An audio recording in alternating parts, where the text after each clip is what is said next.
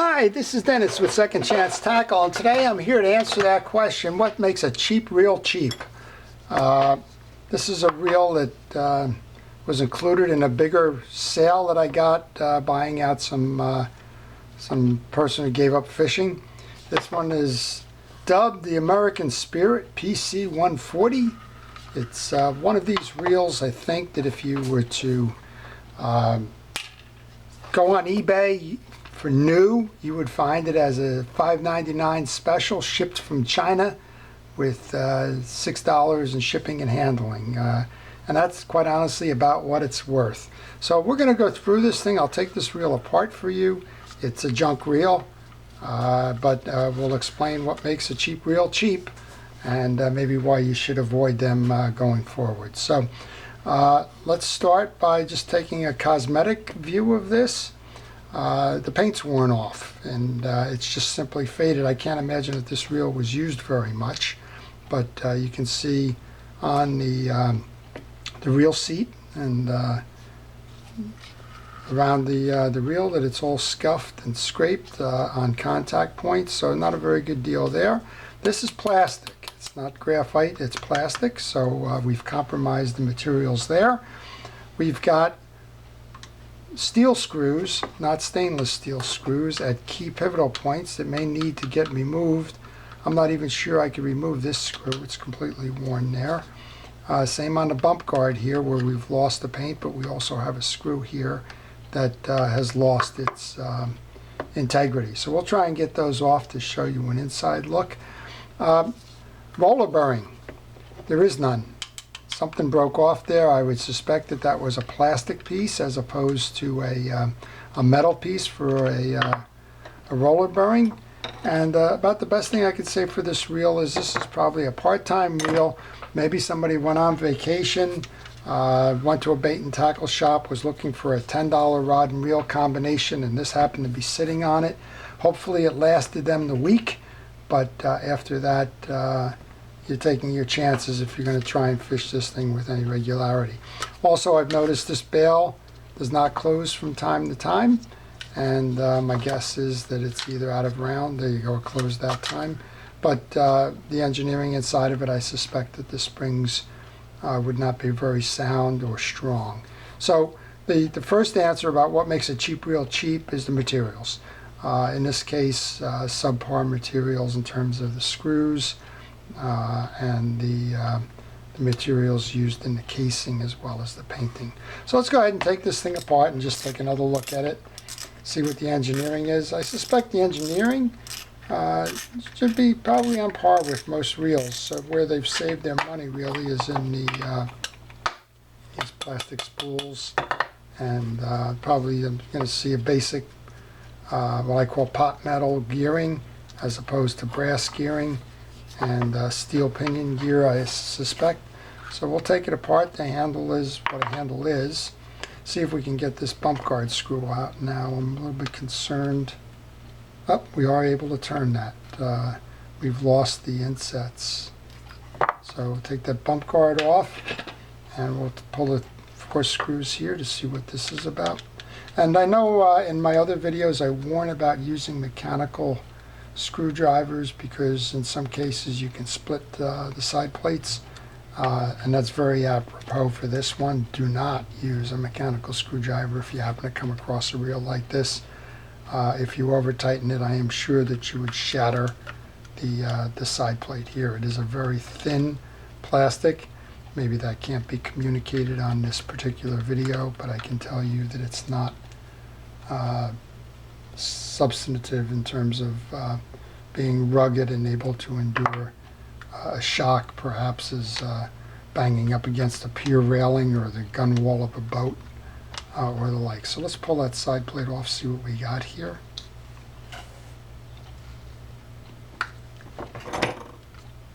The tolerances are usually the other thing that differentiates a strong reel from a weak reel. Yeah, this is what I call pot metal. It's just that basic gray metal. I didn't expect to see brass in there. Looking at the side plate here, we have a plastic bushing in there. I trust, yep, plastic bushing on that side. I think this is a 1 ball bearing reel. We'll find out when we go up top. But again, where do you save money? You save money by using bushings, not bearings, and you really save money when you go for plastic bushings as opposed to brass bushings. Whatever that metal is, it's easily compromised. We've got just a host of black on this reel, and that has got to be metal filings. Let's see if we can, I will just show you that. That's got to be metal filings on that one, which says that the gears are just wearing, so they're not a very strong or a very sturdy one. That's the spool shaft we pulled out there. We'll take out the main gear, take a look at that, and we can see some wear on that main gear on both the cross wind block gear and the teeth. Take a quick look at that. I didn't hear anything weird, but this is the type of gear you would also check to see if it's warped. I don't have a square on my desk here, but if I had a square, you could see if these are squared or warping. Here's that other plastic bushing that we noted are in these. Traditional crosswind block and crosswind gear, nothing excitable there. And this reel probably has a brass pinion gear there. Let's go ahead and take this off and see what we got. So, do they serve a purpose? They do. Casual fishing at best. I don't want to say single use, it's almost totally berating the reel, but limited use and no parts available, no need to maintain these reels. It costs you more to repair them than to maintain them. So we do have a single ball bearing up here, that's fine, and we do have what appears to be something in the brass family in terms of the pinion gear, although it's brass colored. I'm not sure if it's brass or not. So I'm going to go ahead and put this back together later. There's no need to reassemble this one. Like I said, it's a parts reel at best, and since I've never seen an American Spirit reel come across my desk before, I will assume I will not see one again, and just put this one on the pile and leave it for another day. But there's no value in putting this one back together.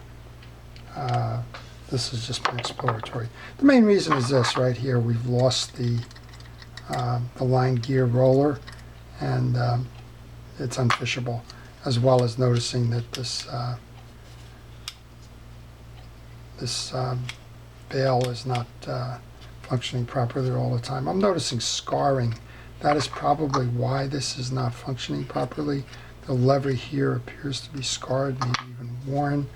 So as that rides up this ramp here, and I'm noticing the scarring on the ramp as well, it's just probably not fully engaging in this one to trip. So that's the issues there. So let's just go ahead and take this apart as well. And these, I call these, when I get these reels, I call these tuition reels.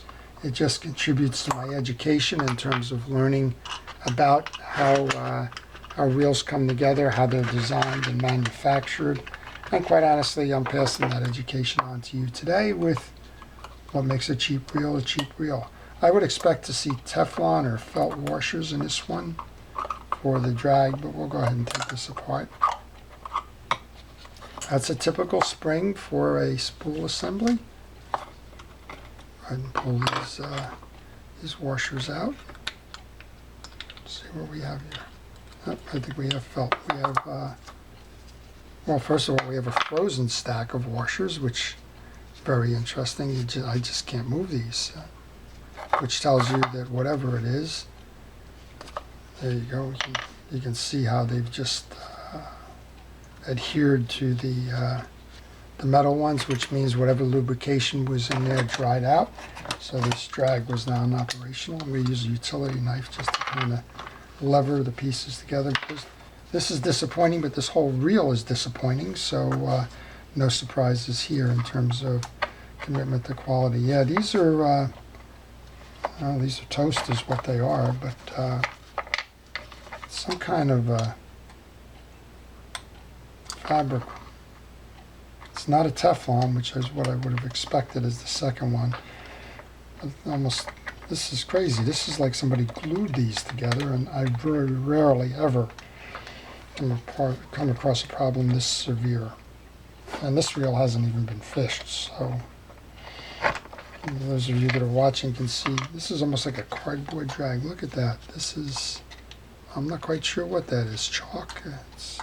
Well, at any rate, it's unusable. But there's another example then of what makes a cheap reel cheap. So start with this. It's a plastic spool, subject to warping, easily cracked when you bang on there. We've got bushings, not bearings, in the side plate. We've got a plastic reel casing. That reel casing didn't hold the paint, so we got suboptimal paint going there. We do have the white metal or the gunmetal gearing, but as we saw on the spool shaft here, these were wearing down because it left the metal residual on that shaft there. We've got an old engineering design here. This is actually the anti-reverse lever. That gets tripped. There's actually a spring on the back of this main gear here that would seat in this little slot, and that would cause the anti-reverse to engage there. We have old style in terms of the anti-reverse. There's the looking for it here, the stopper that comes on board with this one to stop the reel. It would be on the rotor here. It would hit this thing, so it's not even instant anti-reverse. It's simply a single stop point on that. And what more can I say? That's kind of it in a nutshell. So if you see a reel on eBay that's a new reel and it's selling for $3.99 plus $6 shipping, expect to get what you paid for. Expect it to last a little while, and then expect it to degrade, whether it's in the drag washers, whether it's in the metal on the gearing, whether it's the paint fade or paint loss on the plastic parts, chips or cracks in the plastic spool, rotors that lose their line guides, bales that don't function all of the time. So this is really a good example of what makes a cheap reel cheap. And that I say it that way because there are inexpensive reels out there that are values. This is not one of them. This is a cheap reel made cheaply, and you get what you pay for. So I hope that kind of clarifies some of your curiosity about how a reel can be made for sale for $5 and under, and what you get when you buy one of those reels. So always interested in questions and comments. Interested if you'd like to see more of these kinds of things. And with that, I'm just going to thank you for viewing this, and wish you good fishing. This is Dennis with Second Chance Tackle. Thank you for watching.